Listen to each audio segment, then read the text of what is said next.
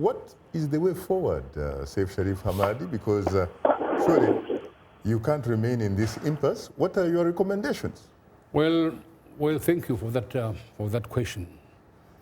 You know, ideally, would like to go back to the results of 25th October last year, ideally.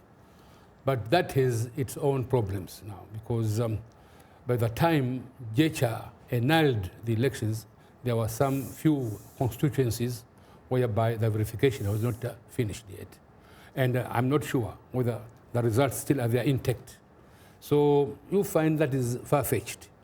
But also, the 20th March election, we say it was not an election, it was a farce. It was a selection. It was a selection, yeah. So also, we have to do away with that.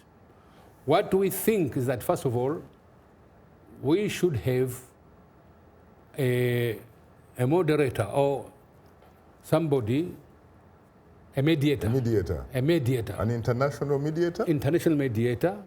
Nobody from Tanzania, of course. What about the region? The region, yes. There are people who can qualify. They can come as mediators, can be asked and encouraged to be mediators between the two parties. And then what we can first say is that we should have a transitional government formed by the two parties. Led by who? Led by a Zanzibari who enjoys the respect of both the parties. How would you determine that? Well, you find there are some people who are not interested in politics, but they are very able indeed. And they enjoy the respect of CCM, they enjoy the respect of CAF. Yes. So that such people, they are there. And that would run the government for how long? For about up to 6 months. And then? And then fresh elections should be called. Conducted under who? Not under Jecha, definitely. Under United Nations auspices. Yeah.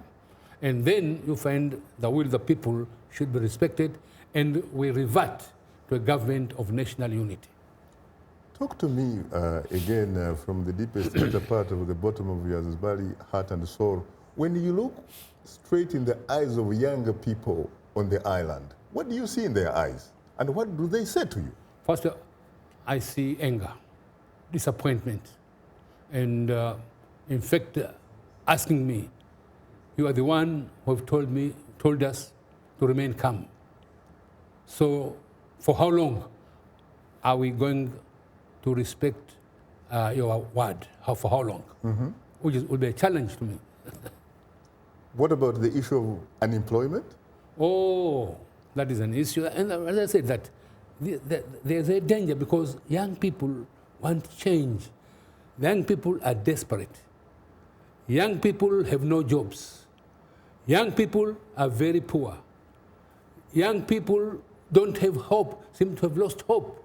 You see? But earlier you told me... There was only hope was that if CUF took the government, then CUF would bring about the change which they want. But earlier during the break you told me that you would actually be comfortable to call for sanctions against the government of Tanzania if, in fact, it does not want to seriously deal with this issue and solve it. Of course. Then where would these young people get jobs from? Of course. But even if they have get aid, who benefits from that aid? This aid goes to the coffers of the government. And sometimes when you have corruption, it is also with this money which they get as aid. So the beneficiaries are not the young people who are poor. The beneficiaries are other people. Very interesting. Who are in power. Yeah.